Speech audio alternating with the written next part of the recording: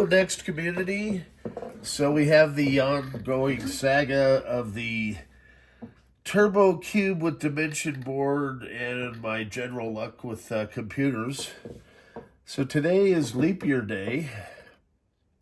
Sometimes it's good to take a step back from the equipment, take a couple breaths, chill out, and then come back at it. So let's see. What I was able to figure out is that the motherboard, I talked with Tristan. It's always good to talk to the folks that sold you the computer. By now, now it's a lot of email and text. I'm good with that. And I know I've known him, he's not out to mess with me or anything. And it was good to find out that the cube did indeed power up before. So that helps me narrow down and troubleshoot a lot of stuff. And I also found out that he did the paint job on this, which is pretty fantastic. I would have thought it was, as good as from the factory. So shout out to Tristan. And I appreciate him being a good sport about all this. I wasn't trying to throw him under the bus by any means. But this happens, if you buy used computers, and it's happened to me a lot. I'm sure it's happened to people out there when you buy something and then you get it and then it doesn't work, especially with eBay. So I try and make sure my stuff works and stand behind it. And that's another reason I do these videos for customers, to show them the actual system working, so that when they receive it, we know that if it doesn't power up when they receive it, it is probably something that happened during shipping, or maybe it's just the way they're hooking everything up. So what I'm going to do now is go ahead and reassemble it. And the Turbo Cube motherboard, I tried on another cube. It did power up a couple times, and then it wouldn't power up. Fortunately, for whatever reason, another Turbo Cube motherboard manifested. Okay. I did not realize I even had this one until going through some inventory of motherboards with new caps. So, Gilles, let's see if we're back in business, and hopefully, there was a story about Bring On the Second Turkey, where someone had pulled the turkey out of the oven. They were on their way to Thanksgiving, to set it on the table, and the turkey crashed to the floor. And someone said, "Bring out the second turkey." And, miraculously, another turkey appeared. No questions asked, right? 5-second rule. In this case, it's another motherboard. And I do have some knowledge I'm going to drop on you all regarding February 29th as I reassemble this cube that I think you'll like, as we're going to also reset the calendar on it. And so what had happened is, back in the 90s, there was a thing called the Y2K bug. And it was interesting for me, being part of the NeXT and Apple transition, as Apple actually called me up right after the merger, right, or as we consider the takeover from NeXT, not the acquisition of Apple buying NeXT, and said, would I personally like to take care and manage all of the legacy NeXT and OpenStep customers? The fool I was. I said, yeah. And they said, well, we have about 40,000 in inventory. Would you like to buy it? And I said, sure, why not? So I bought the remaining inventory. And then the Y2K bug started to rear its ugly head. And of course, Apple corporate panicked. And so I just had literally bought all this software. It was shipped to me, and Apple announces the Y2K patch program. So the problem was, I know there's a lot of you out there that may not even know what the Y2K bug is or was, but with computer systems, there was a problem with it rolling over to the year 2000, right? That was inherently built into a lot of software. And so Apple, as a solution, actually had work go on to create patches for NeXT and OpenStep. And they figured the best way to do it was to give the software away free to legacy customers, which kind of put me in a weird spot. But it worked out as they sent me a ton of those and had me managing all the calls that were coming in. You know, they were forwarding me left, right, and center calls for Y2K patch, solutions.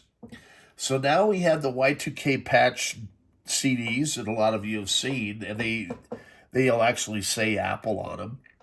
And they sent out a letter, and it was actually a pretty good idea. So you could go in, update your system to either NeXT 3.3 or OpenStep 4.2, and then you'd from there install their patch, which would solve the Y2K problem. But me being the innovative, curious guy that I said I had come up with an alternative way. I'm going to continue to work here too while I do this. Let's start with the dimension board. We're going to slide that in. Of potentially solving the Y2K patch. And not many people know this. And then I kind of went down a rabbit hole. So I started looking at calendars and everything else. And it just was kind of amazing, all the different stuff I was finding out. Not just the mechanical part of Y2K, but the history of the calendar. And so initially there were two calendars, right? There's been more calendars, and there's different calendars in different cultures. But the main ones that we're familiar with are the Julian and Gregorian calendars. And on this day, February 29th, I've got some pretty cool stuff. So we turn back the clock. And most people do not know why February only has 28 days. But I do. And this has to do with the Julian calendar, okay? So initially, you wonder, like, if you look at the month, for example, October, where an octopus has 8 arms, and yet October's the 10th month of the year. So if we go way back in history, the new year was actually basically today, okay? Would call it the Ides of March, and I think it was officially celebrated around the 25th of March. So March was the first month of the year back in the day. And so you had, if you think about it, March, April, May, June. Now you're going to get a kick out of this. July was actually known as Quintilis, and August was actually known as Sextilis. I'm not kidding. So we can only imagine where the word sex came from, was probably Sextilis. And both of those months only had 30 days, right? So Julius Caesar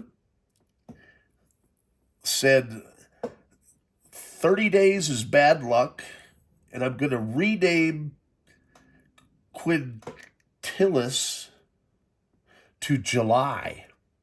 So now we have July, and because 30 days is bad luck, I'm going to steal a day from February, right? So now July has 31 days, and February only has 29 days. Augustus came along, Augustus Caesar, changed the name from Sextilis to August for Augustus. He too said 30 days is not acceptable. It's bad luck. So he took a second day from February, and they decided to change the day of the New Year's. So they took away the people's New Year's, and they were celebrating it basically, in July with this extra day, in August, the extra day. And then they also had, I believe, New Year's Day in December. So they kind of shifted everything. And of course, this didn't set right with some people. So years go by, and the calendar was all based on the cycle of the moon and stars and all that kind of stuff. And then the rotation of the Earth around the sun takes 365 and a quarter days. So there's a little bit of a rounding error. And so they got up to, I want to say it is 1542.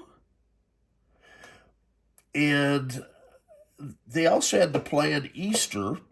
And because there was no leap year day, the calendar was getting out of sync to the cycle of, the universe and the rotation of the planets and the schedule, because they would plan on planting crops.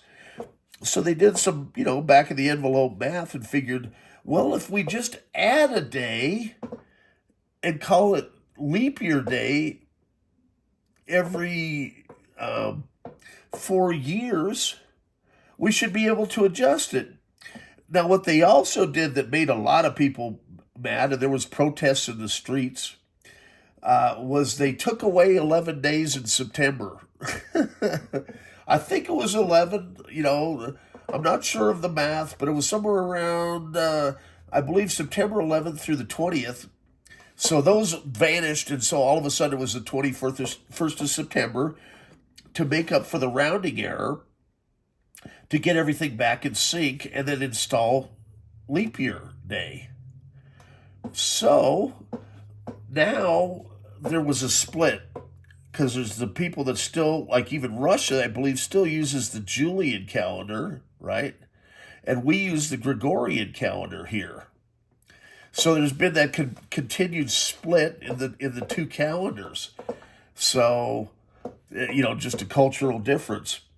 What is even more interesting is they figured out, well, it's not quite a quarter of a day, so we're going to need to install a special day that only happens every 400 years. And I discovered this, and I was like, well, when do they do that? And it turns out that this had never happened, and I was like, oh man, so this one leap year day on the year 2000 was a culmination of 400 years of rounding errors to make sure that everything stayed in sync. And so I was coming up with this idea, hey, we could maybe solve the Y2K patch and give everybody a bonus New Year's Day. It only happens once. And I had people like, I'd put it out there on the net. Now it would have probably gone viral. How cool would that have been for the new millennium to actually make it 48 hours instead of 24? But no, they wasted it on today, which was February 29th, 2000. But that was the first time in nearly 400 years that they had that day installed as a rounding error. So, because normally on a century year, you don't have a leap year. Not many people know that. So the next one won't happen for 400 more years. But I guess if you were born on what I was considering this special day, you wouldn't have a birthday for 400 years. So you'd always be one. And that's kind of, where I'm at. It was kind of, I hope it's fun and entertaining. But let's get back to this cube and see if I can figure it out. I was supposed to be assembling while I was talking, but I got kind of involved there. So for sanity, hopefully this is going to work this time. This is a completely different motherboard. And I'm told this particular power supply should power up. And to take a lot of stuff out of the equation, I'm going to go ahead and we're going to try and use this flat panel back here. So I'm going to take off this original NeXT 6-foot monitor cable. And now I just realized the can of worms that I'm opening up here. Hopefully we still have... Do you like the way I wing these videos? I mean, I don't know. Okay, so we're going to set this down. We're going to bring our keyboard under here. And we just need to find my custom cable, which should still be attached, hopefully, right? Here it is. And you always want to center this at the cube. Same with color systems. It's always centered at the motherboard. Okay, so you want to make sure it's lined up. Of course, this light is just bright enough where I think it's got to go this way. So let me see if I got it. I've got a 50-50 shot. It's like with USB sticks, right? There we go. I got it right. So, and then the second one, let's see, we're going to follow that back. Where is it? There we go. So we're going to pop that into our dual compatible sound box. And I brought over, let's see, in this case, I'm hoping it's still recording. Oh, we're only about 14 some minutes in. I brought over one of these new blue SCSIs. And I want to take this hard drive out of the equation too, because sometimes a faulty hard drive, NeXT will automatically detect that there's something wrong and won't let it power up the system. And I see I had that plugged into the middle part of the cable, so it may have given us a SCSI error. You always want to plug your boot device in at the end of the SCSI cable, or make sure the end of this, you know, in this case it's got two connectors. You want to make sure the whatever drive you have at the end of the daisy chain, the SCSI daisy chain, has it. It's terminated, and all interim drives are not terminated. It's kind of like a jumper setting that lets the computer know that's the end of the cable. So here's a moment of truth: is this power supply good? Am I not completely useless as a tech? Let's see what happens. Hey, that's a good sound.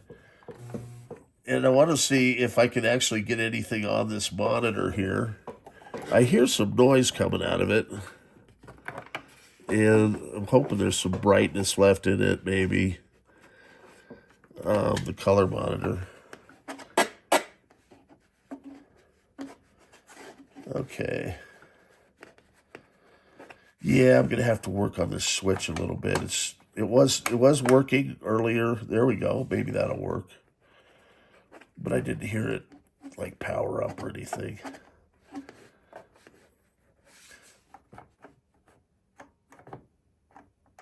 Okay, now hey, but at least we've got life. So I know a couple things. I know that it powers up. I'm going to take a look and make sure I've plugged everything in. But let's see if we get anything, if I'm able to power down. So I'm not getting any visuals on the screen. So for my sanity, I don't like to do this often, but I'm just going to pull the plug, right? And we're going to walk this back just a little bit. So I'm going to bring this dimension board out. And I'm going to put this in, power it up. And I'm hoping that we're actually going to get it to recognize the new blue SCSI card. There we go, testing system. At least I'm getting a graphic now, right? We're getting a little something out of the sound.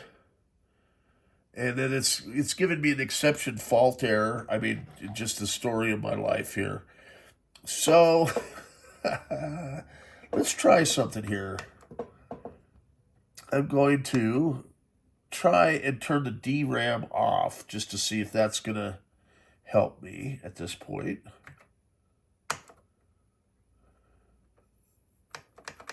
Oh, man. Let me try that again. P, S, D, okay. It's not, okay, so now the keyboard's not being responsive. Okay, man. Let's try BSD, see if it'll boot in single user mode. Is it going to let me do anything on the keyboard? Man, oh man. Well, we're 15 minutes in, and at least I've got proof of life on the board. So I'm going to swap the RAM out on it because I don't know if that RAM's good, but I do have good RAM. And stay tuned, bear with me. I'm not completely useless at this stuff. I've been doing this a very long time. Okay, let me try this one more time. B. Okay, so it's just not registering anything on this keyboard, or at least the B key. So, right? What? Man, maybe I should just quit and go to bed. All right. I'm sure people have been there where just some days computers and stuff just does not want to cooperate with us for whatever reason. And it can be embarrassing if you're making a live YouTube video. But I will get this done. Stay tuned.